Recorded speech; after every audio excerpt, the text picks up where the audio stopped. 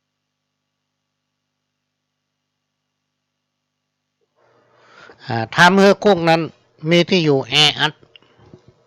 เวลานอนนี่ได้นอนสักแกงนะพี่น้องท่านฟังเขาโอ้ฟังนะเขาก็เคยไปนอนนะ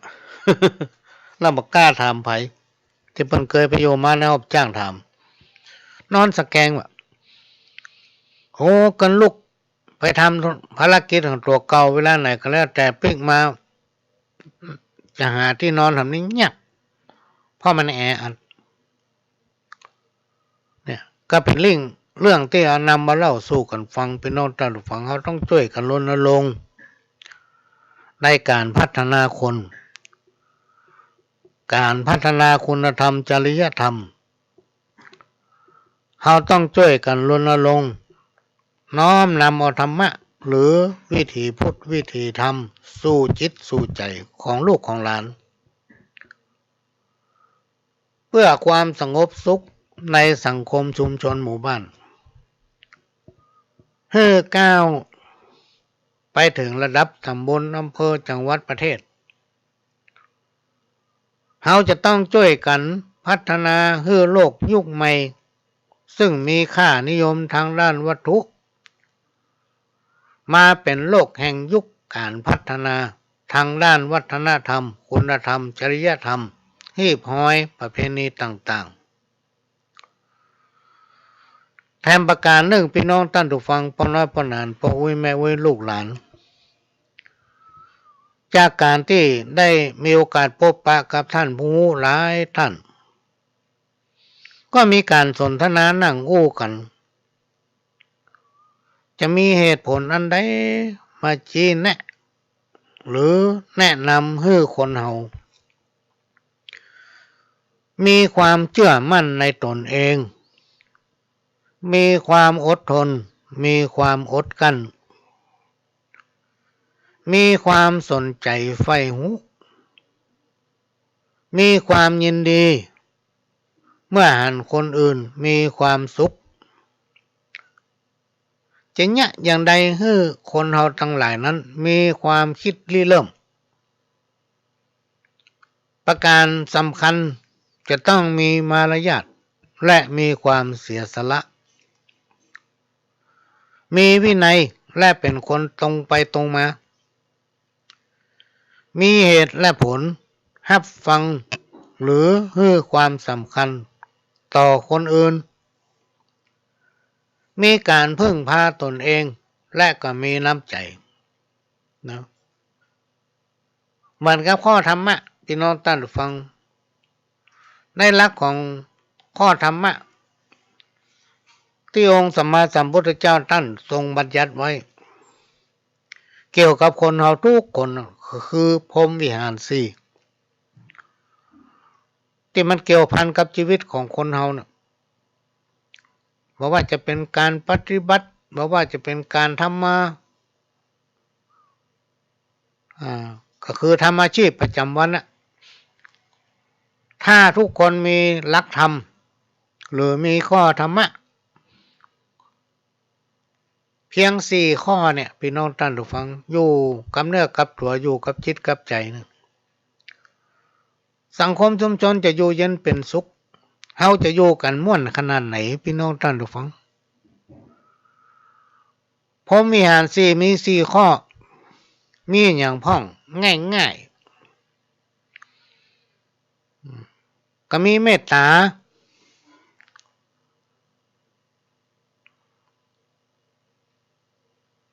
ความฮักความปรารถนาดีให้ผู้อื่นอยู่ดีมีสุขกรุณามีความปรารถนาให้เขาพ้นจากความทุกข์มุทิตามีความยินดีอุเบกขาที่จริงมันมีความหมายนักกว่าคำว่าวางเฉยพี่น้องท่านผู้ฟังการวางเฉยต่อคนต่อสิ่งที่ผิดสิ่งที่บ่ถูกต้อง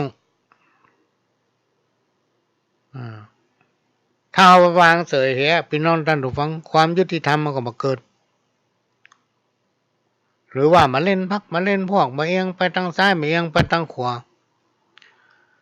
สรุปง่ายๆคือการวางตัวเองเป็นกลางนั่นเองแต่ถ้าความถูกต้องเกิดขึ้นในเขาวางเฉยเหี่ยไปได้นะพี่น้องท่านผู้ฟังมันจะระบาดไปถึงลูกเหมือนกับเชื้อไวรัสเนี่ยหลักธรรม4 ข้อนี้เป็นรากฐานบนกฎของธรรมชาติเป็นหลักแห่งความจริง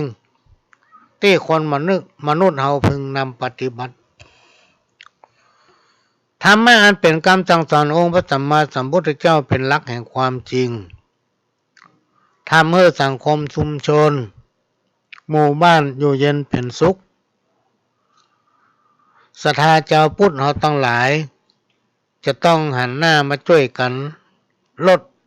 ละเลิกและพัฒนาตนเองลดละเลิกความมักง่ายลดละเลิกความหันแก่ตัว ซึ่งวันเนี้ยเป็นน้องท่านผู้ฟังที่มันวุ่นวายกันเนี่ยก็เดี๋ยวก็พิษกันตั้งใต้เดี๋ยวก็พิษกันตั้งเหนือเพราะอย่างเพราะความมักง่ายและความหันแก่ตัวเราจะต้องมาร่วมกันช่วยกันสร้างจิตสำนึกให้กับตนเอง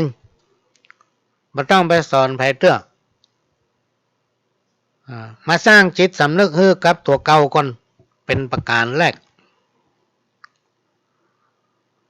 จากการที่ได้นั่งนั่งจากกับท่านผู้ฮู้ท่านกล่าวไว้ว่าคนเฮาทั้งหลายเนี่ยเป็นส่วนนักพี่น้องท่านผู้ฟังชอบแสวงหาดิ้นรนแบบทางลับ เป็นต้นว่าชอบลาภลอยเป็นลาภที่ได้มาแบบง่าย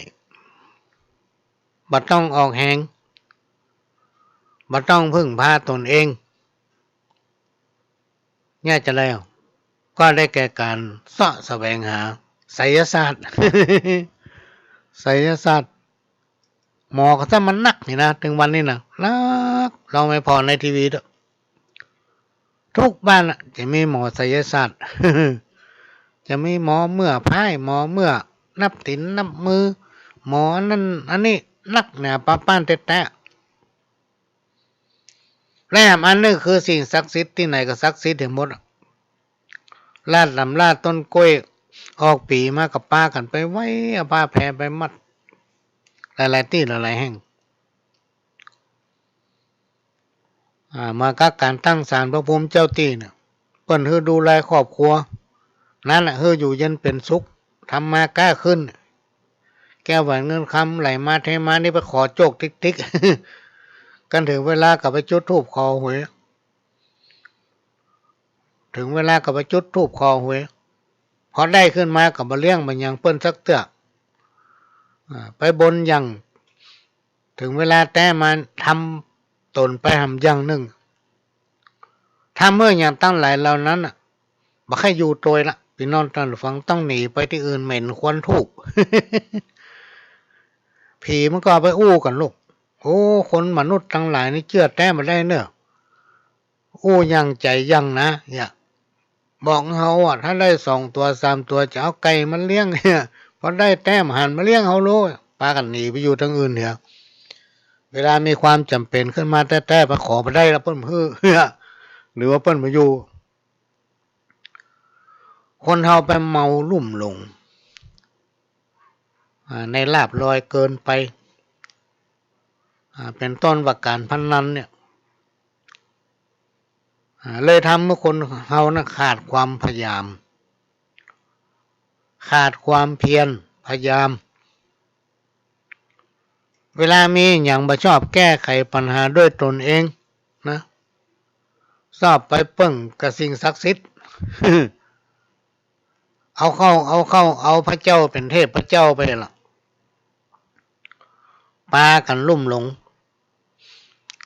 นะจนหลายๆคนมาบอกว่าอันนี้มันพูดบัดแท้ เขาก็บอกเข้าใจเมื่อที่แรกว่าอันเปิ้นจะได้ว่าอัน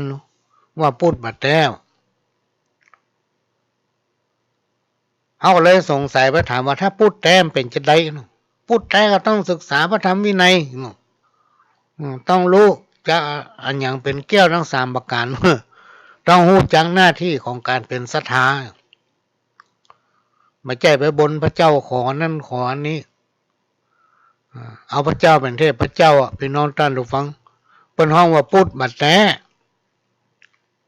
เนี่ยกฎหมายสงฆ์มันก็ห้ามนะห้ามพระสงฆ์องค์เจ้าโฆษณาอาวัดตัวเก่าว่าเจดีย์เขาเนี่ยศักดิ์สิทธิ์เนี่ยโบสถ์เขาเนี่ยศักดิ์สิทธิ์พระเขาเนี่ยศักดิ์สิทธิ์เนี่ยคนใดมาไหว้มาบนอันนั้นนี่มักจะได้สำเร็จอันนั้นอันนี้เปิ้นมือเข้าลามไม่เหรอมือผมน้ำมนต์ด้วยนะพี่น้องท่านฟังในสมัยก่อนยุคก่อนแต่ครูบาอาจารย์เปิ้นค้านว่าการพรมน้ำมนต์มัดมือเนี่ยมันเป็นสิ่งที่ฝังอยู่ในใจของศรัทธาพุทธศาสนิกชนอย่างวันเกิดเขาเนี่ยเขาจะไปตานกันเข้าวันเกิดเขาก็จะขอครูบาอาจารย์ขอตบหัวผมสักน้อยผมน้ำมนต์น้อยเนี่ยผูกข้อมือถึง2เบื้องยี่เป็นต้นอันนี้เป็นหีบหอยพี่น้องท่านผู้ฟังที่เขาปฏิบัติสืบกันมาแม่นแต่สมัยในพุทธกาลองค์พระสัมมาสัมพุทธเจ้าเปิ้นอย่างอนุโลมคือพ่อแม่นกระทั่งตัวของเปิ้นเองก็เป็นพราหมณ์มาก่อนนะพี่น้องท่านฟังเชื่อสายพราหมณ์เนี่ยเป็นเรื่องเตี้ยมาเล่าให้ฟังคนเฮามันมักชอบสรรหาอันยังเพื่อมาปนเปื้อความสุขชอบสนุกสนานจนหลงลืมว่าต้องพัฒนาตนเขาจะต้องมีการพัฒนาตนเองเป็นประการแรกที่กล่าวมาแล้วแล้วจะต้องมีการพัฒนาชีวิตนอกจากนั้นก็มาพัฒนาครอบครัวให้มีความเจริญเหมือนเปิ้นอันนั้นเปิ้นยังมีเขาก็ต้องมีความเพียรพยายามมีความขยันหมั่นเพียรจ้างเก็บออมจ้างกินจ้างใจก็เดี๋ยวก็มีเหมือนเปิ้นนะเขาจะต้องมีความขยันหมั่นเพียรสิ่งที่ประจำเป็นก็ต้องไปนะนี่เป็นต้น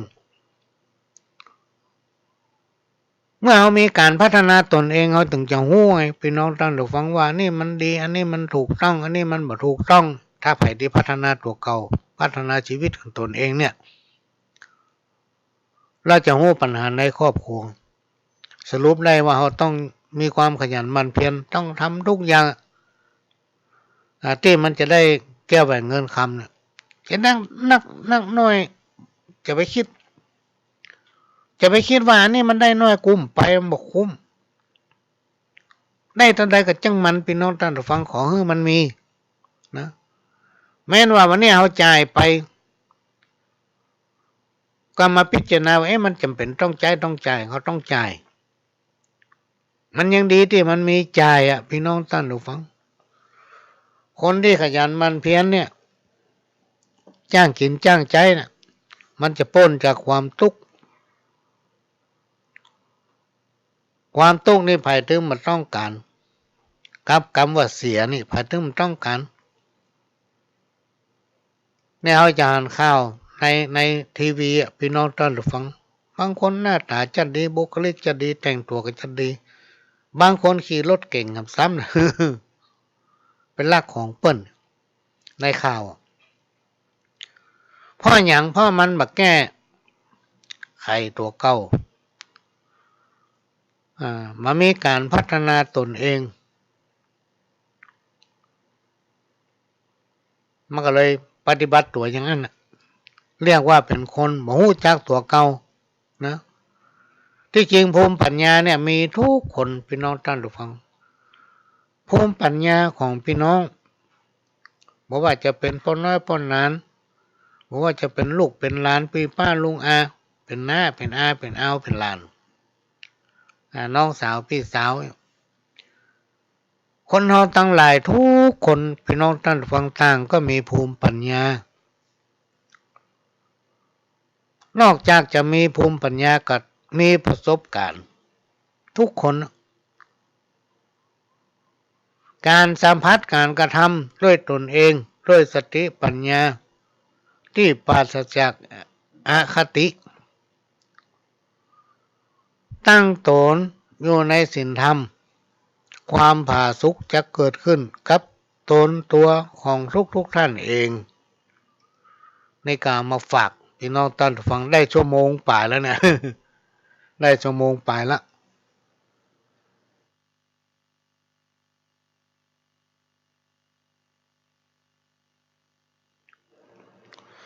บางผู้บางท่านก็ถามว่าพอหลวงจัดรายการถึงกี่โมง2 ชั่วโมงเลยเนาะเอาอย่างมาอู้ล่ำเบลอวะ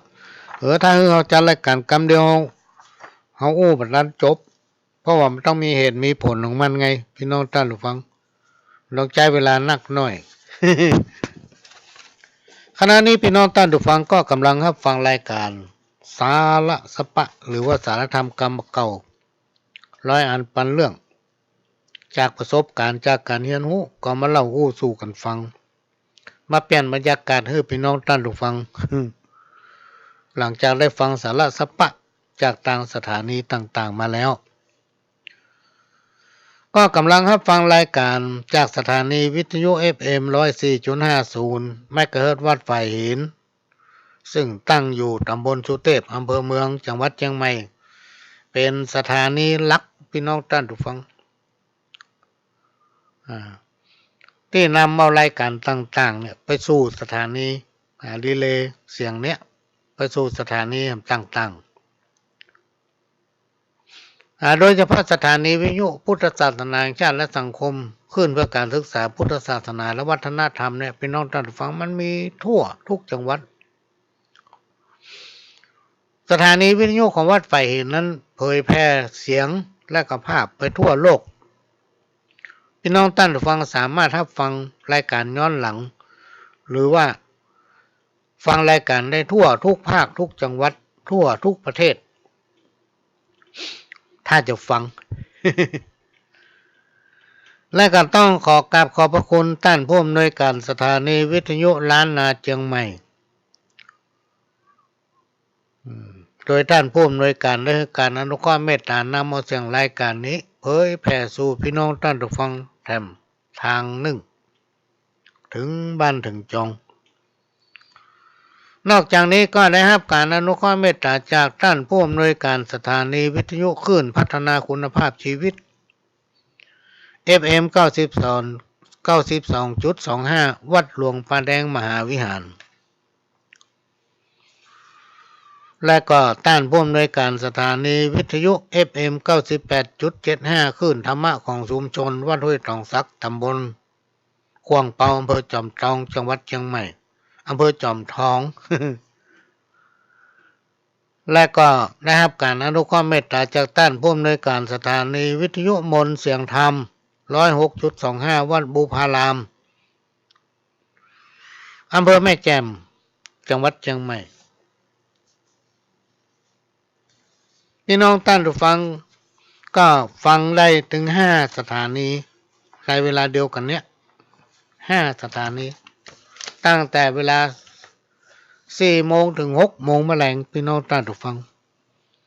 แล้วก็วันอาทิตย์บ่ายโมงถึงบ่าย3 4 สถานีดำเนินรายการโดยเก้ากับผมพระหลวงสว่างธาตุอินจันทร์ประธานเครือข่ายกองทุนแม่ของแผ่นดินจังหวัดเชียงใหม่และ8 จังหวัดภาคเหนือรองประธานศูนย์ประสานงานกองทุนแม่ของแผ่นดินแห่งชาติประธานคณะที่ปรึกษาผู้ตรวจราชการภาคประชาชนด้านต่างๆจังหวัดเชียงใหม่สังกัดสำนักงานปลัดสำนักนายกรัฐมนตรีก็มาพบปะพี่น้องท่านผู้ฟังรายการสาระสปะร้อยอันปันเรื่องก็จะขอนำเรื่องเกี่ยวกับการพัฒนาหมู่บ้าน กองทุนแม่ของแผ่นดิน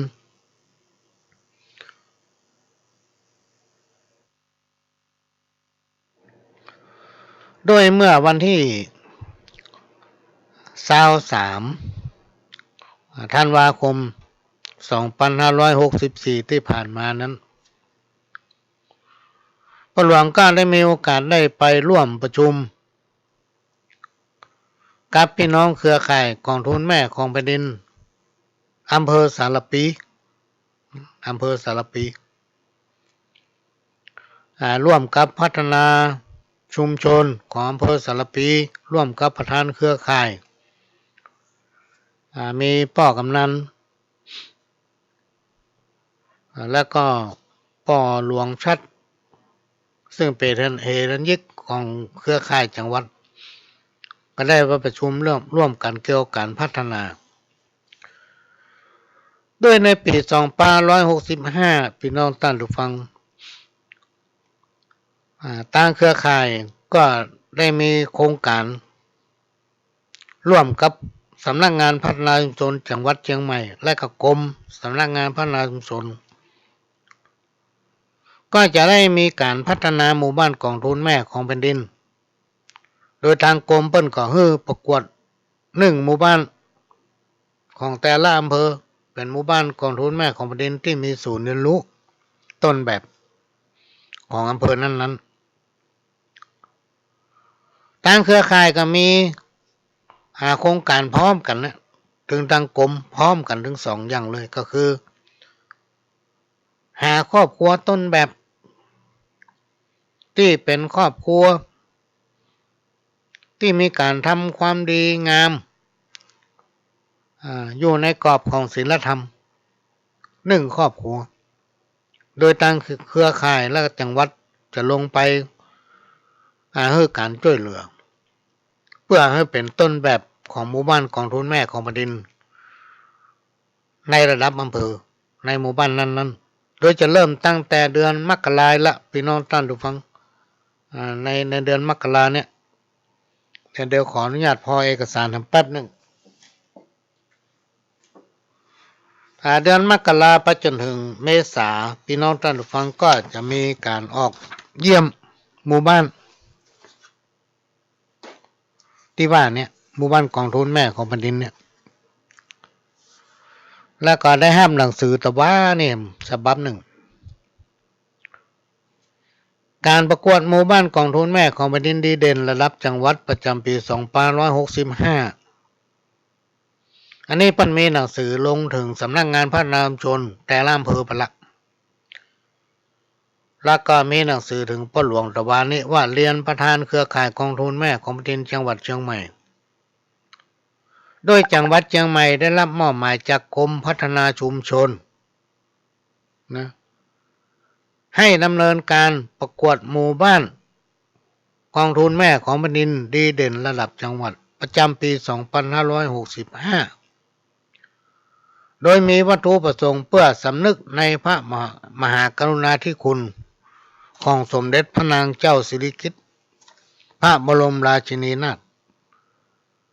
หรือพระบรมราชชนนีพันปีหลวงเพื่อเชิดชูเกียรติและสร้างขวัญกำลังใจในการดำเนินงานกองทุนแม่ของแผ่นดินหมู่บ้านชุมชนกองทุนแม่ของแผ่นดินและพัฒนายกระดับการดำเนินงานของหมู่บ้านกองทุนแม่ของแผ่นดินพร้อมสร้างการรับรู้และประชาสัมพันธ์การดำเนินงานกองทุนแม่ของแผ่นดินในพื้นที่เพื่อเป็นที่ประจักษ์แก่สาธารณชนเพื่อให้การดำเนินงานดังกล่าวบรรลุตามความประสงค์จังหวัดเชียงใหม่ก็ได้แต่งตั้งพ่อหลวงเนี่ยพี่น้องท่านผู้ฟัง เพื่อเป็นกรรมการตัดสินการประกวดหมู่บ้านกองทุนแม่ของแผ่นดินระดับจังหวัดประจำปี2565โดยรายละเอียดที่ส่งมาเนี่ยมันมีเป็นปุ๊บ เดี๋ยววันหลังจะมาอ่านให้ฟังมันนะอันนี้ก็เป็นเรื่องที่พ่อหลวงอู้ไปหลายเตื้อละในรายการเนี่ยว่าเขาจะมีการคัดเลือกหมู่บ้าน ของทุกอำเภอพี่น้องท่านผู้ฟังอำเภอละ1หมู่บ้านเป็นหมู่บ้านกองทุนแม่ของแผ่นดินมีศูนย์เรียนรู้และมีครอบครัวต้นแบบโดยทางจังหวัดหรือทางเครือข่ายจะเข้าไปส่งเสริมว่าจะส่งเสริมในด้านไหนตามความจำเป็นเขาก็มีการประกวดกันเมื่อปี64กับประกวดผ่านมาแล้วแต่นี่เปิ้นจะมีทำไมคือปี65ซึ่งเขาก็มีแนวที่ลงไปพัฒนาวันนั้นก็ไปร่วมกับเครือข่ายร่วมกับพัฒนาชุมชนของอำเภอสารพีได้วางแผนว่าจะลงไปหาเปิ้นในเดือนมกราเนี่ยแต่คือเปิ้นเสนอมาว่าจะไปบ้านไอ้หยังก็จะใช้เงินของเครือข่ายเนี่ยพี่น้องท่านผู้ฟังไปเป็นค่ากับเข้าไปเป็นค่าใช้จ่ายอย่างต่างๆตามความเป็นจริงเพื่อไปเยี่ยมเยียนแต่ละหมู่บ้านที่เป็นทำความดีความงามพัฒนาตนเองให้เป็นแบบกับสังคมชุมชนในหมู่บ้านเปิ้นอย่างที่อู้ในรายการไปตอนแรกว่าการที่เขาจะไปเป็นแบบฮือไผ่นะจะต้องมีการพัฒนาตนเองเฮียก่อนนะเมื่อเราพัฒนาจิตใจของตัวเก่าแล้วพี่น้องท่านฟังถึงพัฒนาคนอื่นและพัฒนาสถานที่พัฒนาวัตถุอย่างต่างๆเนี่ยเพื่อเป็นที่แลกเปลี่ยนเรียนรู้ได้สิ่งที่นำปฏิบัติถึงวันเนี่ยพี่น้องท่านฟังมันสอดคล้อง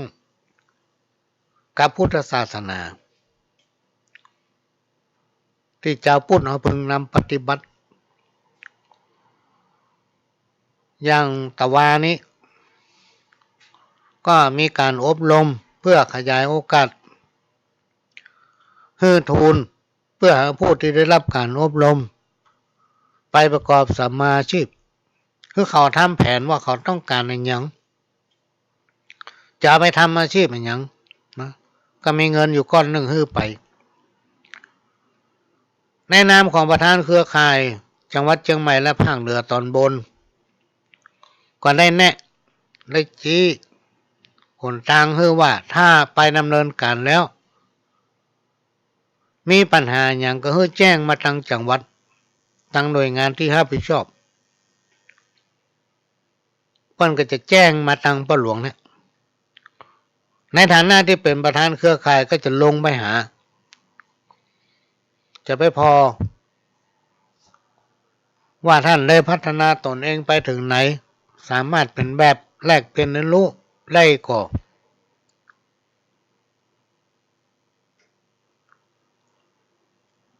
ถ้ามันขาดเหลืออย่างเนี้ยพี่น้องท่านฟังให้เปิ้นเสนอมาเขาพร้อมที่จะเข้าไปช่วยเหลือบางทีเขาเสนอไปเนี่ยพี่น้องท่านฟัง มันถูกใจเปิ้นเขาเปิ้นเสนอมาดีกว่าถ้ามาพิจารณาแล้วเห็นว่ามันมีความสำคัญเกี่ยวกับการยังชีพเกี่ยวกับพัฒนาอาชีพเกี่ยวกับพัฒนาตนเองและเกี่ยวกับการพัฒนาครอบครัวทำให้มีรายได้ทางเครือข่ายกองทุนแม่ของประเด็นก็พร้อมที่จะช่วยเต็มที่พี่น้องท่านผู้ฟังอันนี้หมายถึงว่าพูดที่เพิ่นทำเพราะฉะนั้นสตางค์หรือว่าเงินเนี่ยพี่น้องท่านผู้ฟังมันไม่ใช่ว่าไปอยู่ที่คนรวยที่เดียวสตางค์หรือว่าเงินเนี่ยมันจะอยู่ในทุกที่มีคนขยันหมั่นเพียรนะที่มีคนขยันหมั่นเพียรถ้าคนไหนขี้ค้านไม่ได้กินเขาอยากจะอยู่ดีกินดีก็ต้องมีความขยันหมั่นเพียรพระพุทธศาสนาเป็นที่พึ่งทางด้านจิตใจของคนเฮาชาวพุทธทั้งหลายพระพุทธศาสนาเป็นศูนย์รวมจิตใจทำให้คนเฮามีความสมัครสมานสามัคคีเป็นน้ำหนึ่งใจเดียวกันเป็นบ่อเกิดแห่งวัฒนธรรมอารยธรรมและกฎเกณฑ์ในสังคมชุมชนหมู่บ้าน และก่อให้เกิดขนบธรรมเนียมประเพณีจารีตฮีดหอยอันอย่างต่างๆอันนี้ก็เป็นเรื่องที่นำมามาเล่าสู่กันฟังพี่น้องท่านผู้ฟังไม่ใช่เอามาสอนเนอะเอามาฟัง มันเล่าให้ฟังไม่ใช่เอามาสอนนะบางผู้บางท่านมันดีมากใดอ่ะมาสอนเปิ้นเอามาเล่ามาฟังพี่น้องท่านผู้ฟังก็ฟังไปเตออดใจฟังไปเปิ้น2 ชั่วโมงนู่น 2 ชั่วโมงแล้วเปิ้นก็เรื่องไผเรื่องมันในรายการแต่ละรายการเนี่ยเปิ้นมาเรื่องคนอื่นบางผู้บางท่านบ่เข้าใจมันกันเรื่องของมันว่ะ จำใส่บางคนโทรมาขอนิมนต์ไปเทศน์ปะหลวงมาแจ้ทุเจ้าเนาะไปเทศน์ได้จะได้เขาจะขว้างหัวอากาไผไปมาฟังฮั่น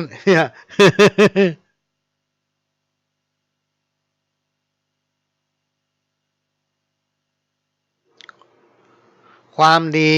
คือความสุขดีแต่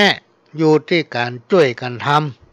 ำถ้าทำอันอย่างพี่น้องท่านผู้ฟังทำแล้วก็มาคัดกันเนี่ย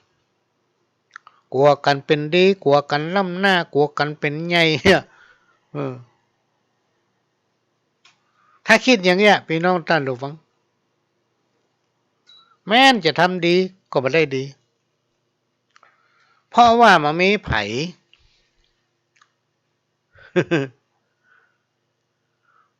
บ่มีไผได้รับความสุขเลยเมาขี้แก่งแย่งกันนะคาดกันอยู่หั่นกลัวกันล้ำหน้ามันมีนะพี่น้องท่านฟังบางที่บางแห่งในไผล้ำหน้าไผถึงได้บ่ฮือเปิ้นล้ำหน้าตัวเก่ากันไผจะแม่นเต็กเหียไผจะแม่นเต็กเหียถ้าเมื่อคนที่เป็นคนดีมีภูมิปัญญานี่บ่เกิดมันเกิดมาได้มันล้ำหน้าเปิ้น แทนประการหนึ่งดีกับเด่นเนี่ยมันจะอยู่คู่กันนะมันจะอยู่คู่กันดีก็คือคุณส่วนเด่นนั้นมักจะเป็นโทษ มักจะฮือโทษ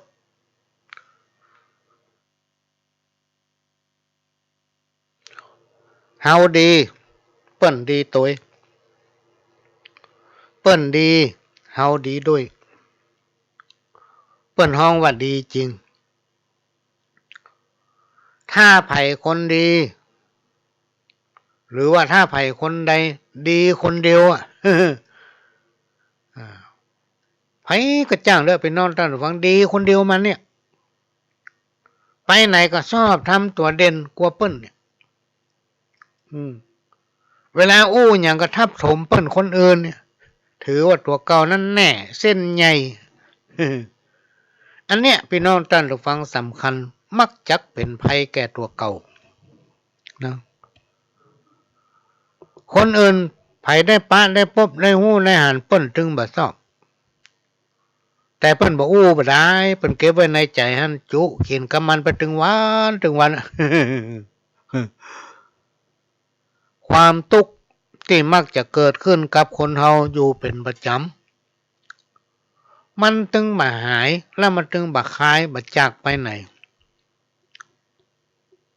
นะคือต้องการให้คนอื่นเป็นอย่างที่เฮาคิด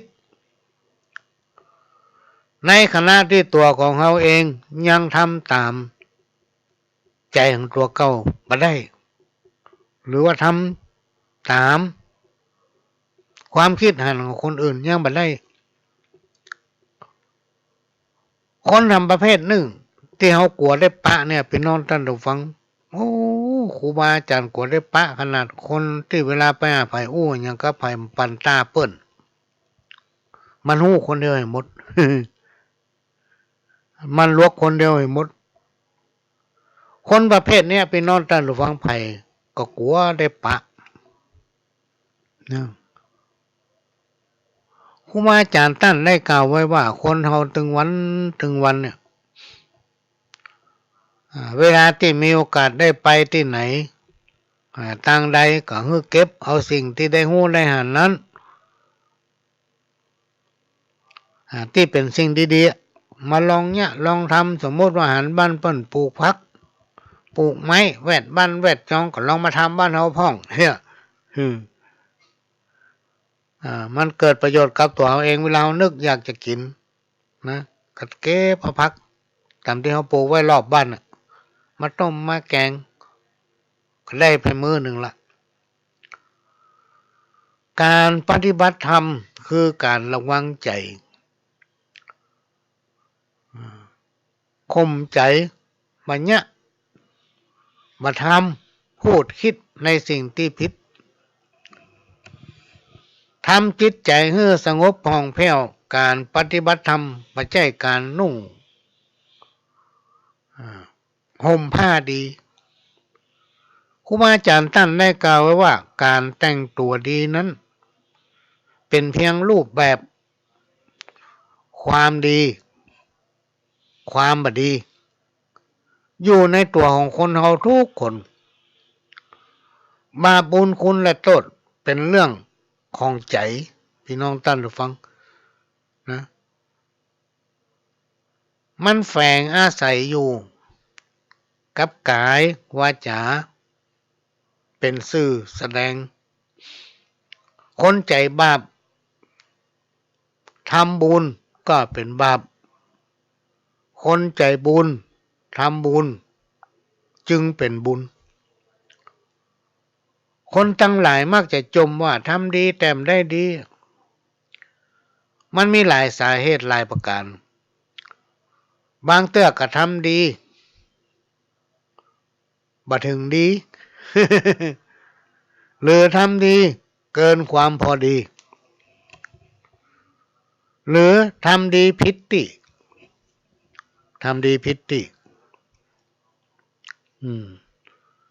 หรือทำดีเอาหน้าเรียกว่าทำดีแต่จริงๆแล้วมันใจดีหรือว่าทำดีกับคนบัดดีพี่น้องท่านผู้ฟังทำดีกับคนบัดดีนี่ก็ถึงนักแกเหมือนกันเนอะ เอาบัดทำก็บัดได้เก่งใจมันเนี่ยเอาทำไปมันก็บัดถึงสักกำเนี่ย โลกมนุษย์ของคนเราถึงวันนี้มีอันยังนะจีรังยั่งยืนมันมีพี่น้องท่านผู้ฟังเวียนว่ายตายเกิดตายแล้วก็เกิดแล้วก็ตาย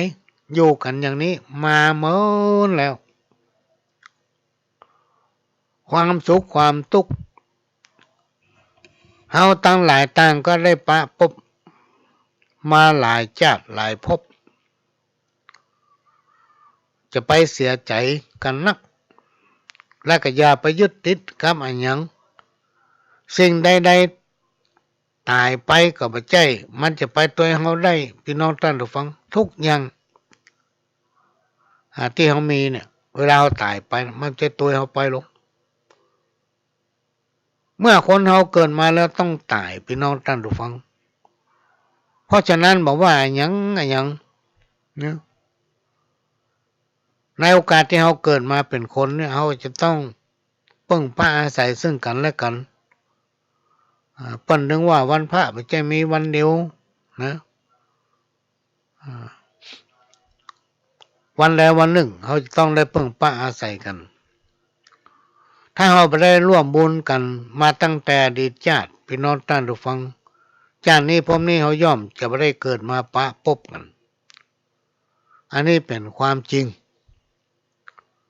ถึงวันเนี่ยเขาเหมือนพี่เหมือนน้องที่ได้ทำบุญร่วมกันมาเมื่อใน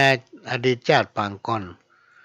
ชาตินี้พบนี้ก็เลยได้ปะได้พบกันพี่น้องท่านผู้ฟังแล้วเขาเกิดมาอายุเขาเป็นแค่ถึง100มันเหมือนก็ตายนะเหมือนก็ตายเพราะฉะนั้นก่อนที่จะตายทำมันอย่างสักอย่างหนึ่งเพื่อให้ลูกเต้าเราหลานเนี่ยเขาได้นำปฏิบัติพี่น้องท่านผู้ฟังเป็นตัวอย่างให้กับเขา ให้เขาได้อยู่กับสังคมชุมชนที่ดีๆนะอันนี้เป็นเรื่องที่นำมาฝากพี่น้องท่านผู้ฟังรายการนี้เราออนมาต้องบอกฟังนอกจากพ่ออุ้ยแม่อุ้ยจะนำไปถ่ายทอดลาไปผสมผสานกับการปฏิบัติของตัวเก่าแล้วก็นำหาโอกาสอู้กับลูกกับหลานช่วงนี้ก็จะให้พี่น้องท่านผู้ฟังเทปเก่าสักแป๊บหนึ่งก็เดิมมาปะกันรอบหนึ่ง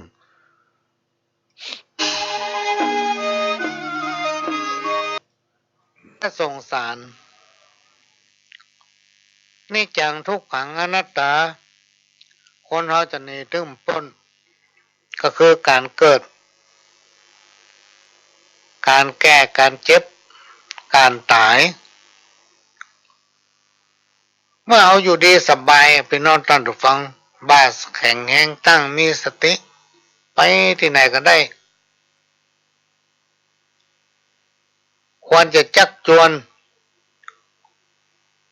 มิตรควรจะจักจวนเพื่อนบ้านปู่ป้าลุงอาบรรดาลูกเต้าเหล่าหลานกระทำในสิ่งที่ดีงามให้มันเหมาะสมกับที่เราเกิดมาเป็นคนร่วมกันมีความฮักสมัครสมานสามัคคีอยู่ด้วยกันเหมือนพี่เหมือนน้องเพื่อทำเป็นแบบให้กับลูกกับหลานสิ่งที่เราทำไว้เนี่ยพี่น้องท่านผู้ฟังมันจะเป็นตัวอย่างให้กับลูกเต้าเหล่าหลานได้ในอนาคตเหมือนกับพระบุรุษปู่ย่าตายายพ่อแม่ญาติกาพี่น้องที่เพิ่นทำมาก่อนหน้าเอานั้นเพิ่นทำมาเพื่อไผเพื่อเฮาเพื่อลูกเพื่อหลานเพื่อขกูลมูลเงา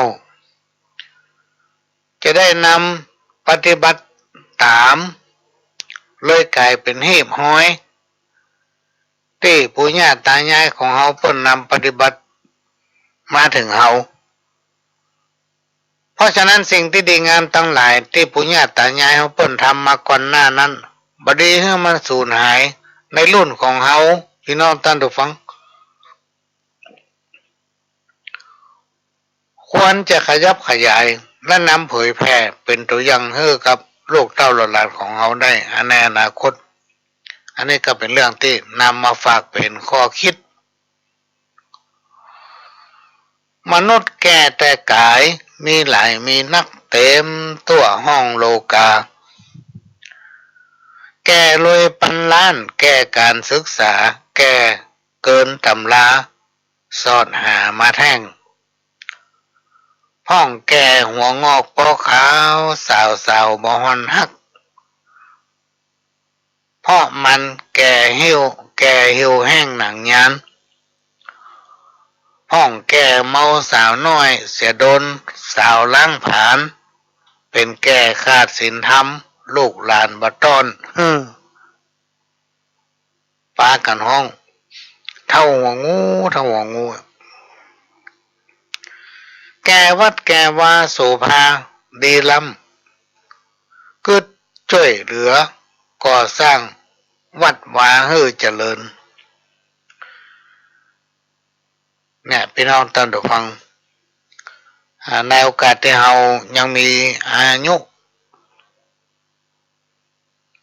ที่มีสุขภาพแข็งแรงสมบูรณ์ก็ช่วยกันคิดช่วยกันสร้างมามีสตางค์กับใจสติปัญญาตัวเก่าใจพละกำลังช่วยกันคนเล็กและน้อยพี่น้องท่านผู้ฟังแล้วสิ่งที่เราคิดสิ่งที่เราร่วมกันทำนั้นมันจะสำเร็จไปได้โดยเฉพาะพุทธศาสนาเนี่ยพี่น้องท่านผู้ฟังพระพุทธศาสนาของเรานั้นเป็นศาสนาหนึ่งเดียวในโลกที่เป็นยกย่องสรรเสริญว่าทำให้สังคมชุมชนอยู่เย็นเป็นสุขแล้วก็ฮักกันทำให้เกิดความสมานฉันท์ทำให้เกิดความสมัครสมานสามัคคีเป็นหนึ่งเดียวกัน รรมะอันเป็นคำสั่งสอนขององค์พระสัมมาสัมพุทธเจ้านั้นถือว่าเป็นหนึ่งเดียวของโลกพี่น้องท่านผู้ฟังจะสังเกตเห็นว่าเวลาใครมาประเทศไทยเนี่ยกลับไปแล้วเปิ้นใครมาแถม เพราะประเทศไทยนั้นเจ้าบ้านเจ้าเมืองประชาชนในประเทศไทยนั้นเตรียมไปด้วยศีลธรรมพี่น้องท่านผู้ฟังคุณธรรมจริยธรรม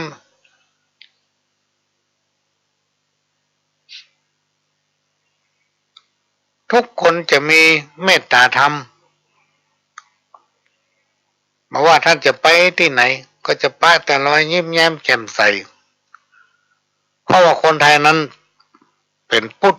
เป็นส่วนใหญ่เกือบจะ99%อ่ะพี่น้องท่านผู้ฟังที่เป็นอุบาสกบาสิกาเลื่อมใสในพระพุทธศาสนาอันนี้ก็เป็นสิ่งที่นำมาฝากมาเล่าอู้สู่กันฟังก็จะเปิดเทปเก่าให้ฟังสักแป๊บนึงเนอะพี่น้องท่านผู้ฟังก็เดี๋ยวมาปะกันทำร่อมเชิญครับแป๊บยังเนี่ยก็คือประเพณีแต่ละพื้นที่เนี่ยพี่น้องท่านผู้ฟังมันจะอยู่ที่การปลูกฝังของบรรพบุรุษการปฏิบัติสืบตามกันแต่ผู้ใหญ่ตายายผู้เฒ่าผู้แก่ครูบาอาจารย์นี้เป็นต้น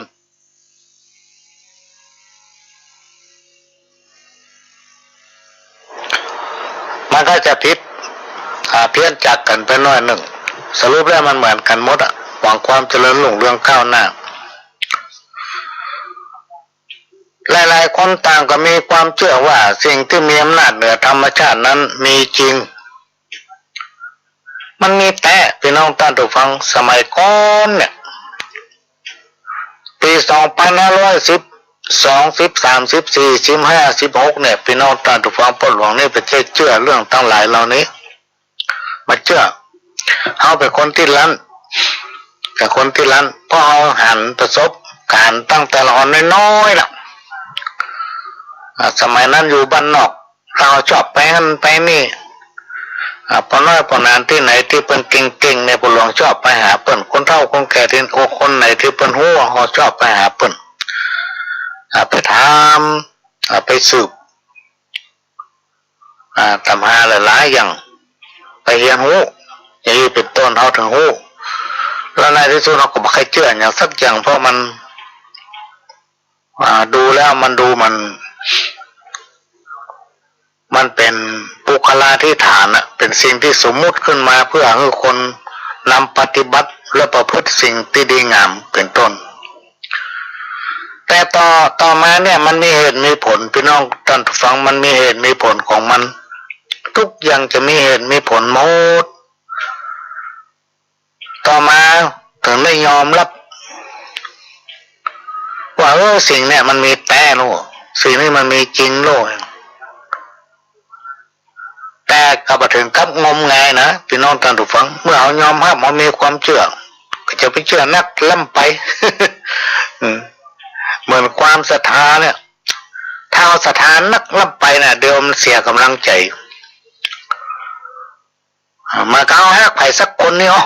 ง่ายๆภาษาใหม่ๆของเราในยุคปัจจุบันเนี่ยถ้าเอาทุ่มหัวใจให้เปิ้นเนี่ยหมดหัวใจมี4 ห้องยกให้เปิ้นไปหมดเนี่ย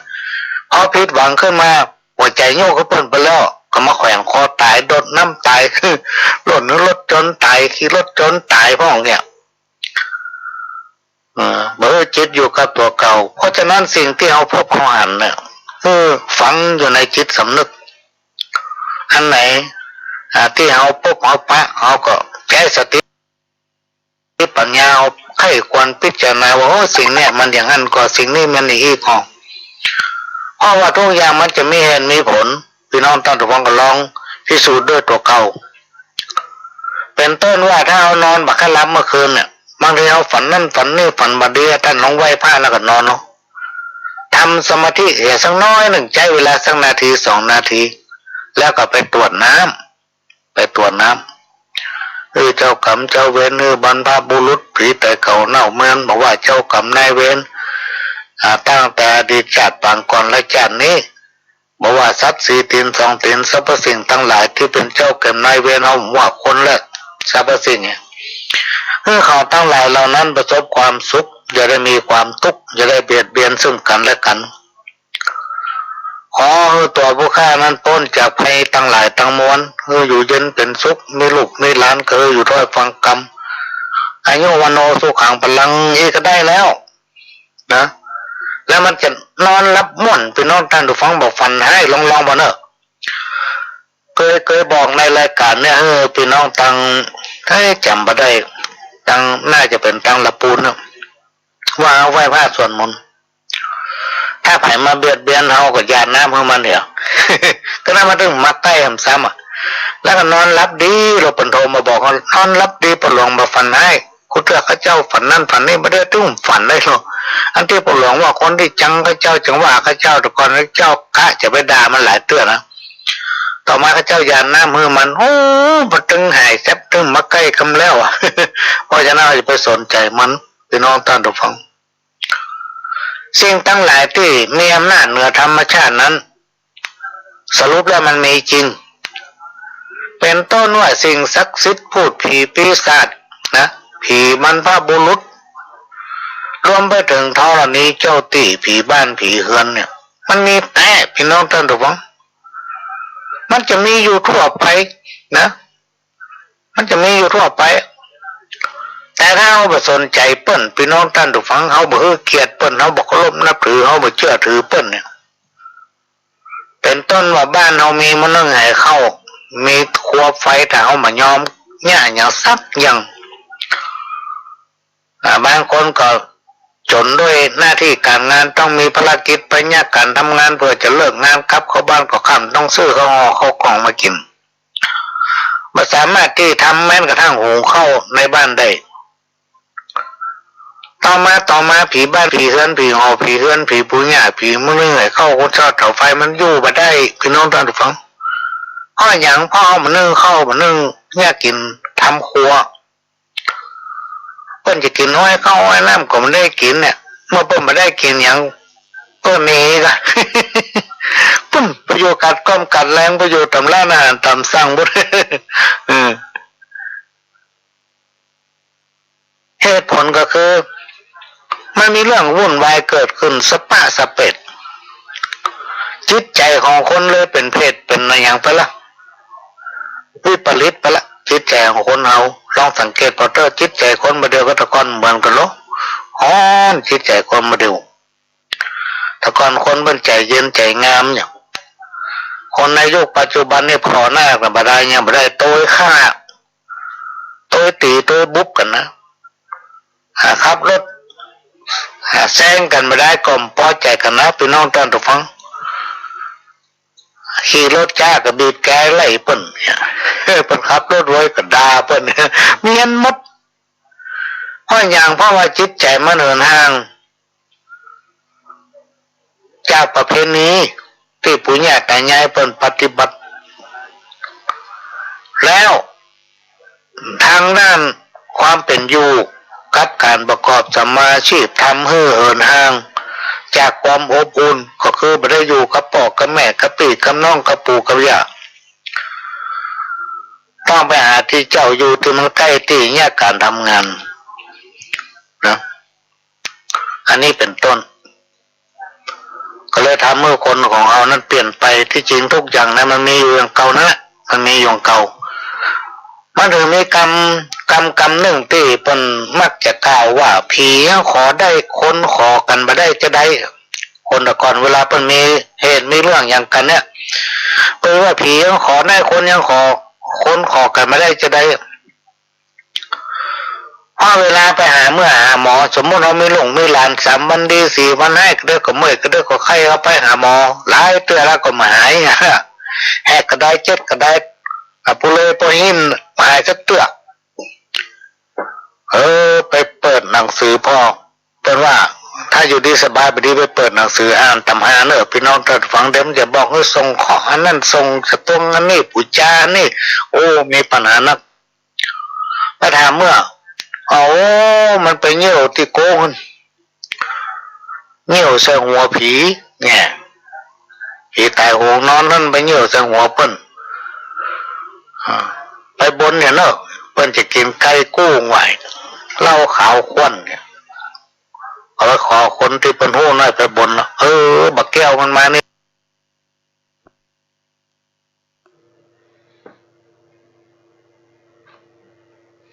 ขณะนี้พี่น้องท่านผู้ฟังก็กำลังรับฟังรายการสาระสปะรายงานปันเรื่องทางสถานีวิทยุกระจายเสียงพุทธศาสนาแห่งชาติและสังคมขึ้นเพื่อการศึกษาพระพุทธศาสนาและวัฒนธรรม FM 104.50 เมกะเฮิรตซ์วัดไฟหินและก็ได้รับการอนุเคราะห์เมตตาจากท่านผู้อำนวยการทั้ง4สถานีวิทยุล้านนาเชียงใหม่สถานีคลื่นพัฒนาคุณภาพชีวิต FM 92.25 วัดหลวงประแดงมหาวิหารสถานีวิทยุ FM 98.75 ขึ้นธรรมะของชุมชนวัดห้วยตองซักตำบลขวงเปาอำเภอจอมทองจังหวัดเชียงใหม่สถานีวิทยุมนต์เสียงธรรม 106.25 วัดบูพารามอำเภอแม่แจ่มจังหวัดเชียงใหม่ดำเนินรายการโดยก้าวกับผมพ่อหลวงสว่างธาตุอินจันทร์ประธานเครือข่ายกองทุนแม่ของแผ่นดินจังหวัดเชียงใหม่และ8จังหวัดภาคเหนือรองประธานศูนย์ประสานงานกองทุนแม่ของแผ่นดินแห่งชาติและก็ประธานคณะที่ปรึกษาผู้ตรวจราชการภาคประชาชนด้านต่างๆจังหวัดเชียงใหม่สังกัดสำนักปลัดสำนักนายกรัฐมนตรีก็มาพบปะพี่น้องท่านฟังนำเอาสาระสปะร้อยอันปันเรื่องมาเล่ามาอู้สู่กันฟังเอามาฝากไม่ใช่เอามาสอนเนอะมาอู้ฟังเวลาหมดเวลาละพี่น้องท่านผู้ฟังพ่อหลวงสว่างธาตุอินจันทร์ก็จะขอนำรายการนี้จากพี่น้องท่านผู้ฟังไปก่อนขอให้พี่น้องท่านผู้ฟังกินข้าวลำนอนหลับโป้นจากโรค5ไวรัสสุขกายสุขใจแก้วันเงินคำไหลมาเทมากันคู่คนสุขภาพแข็งแรงสมบูรณ์เนอะขอสวัสดีครับ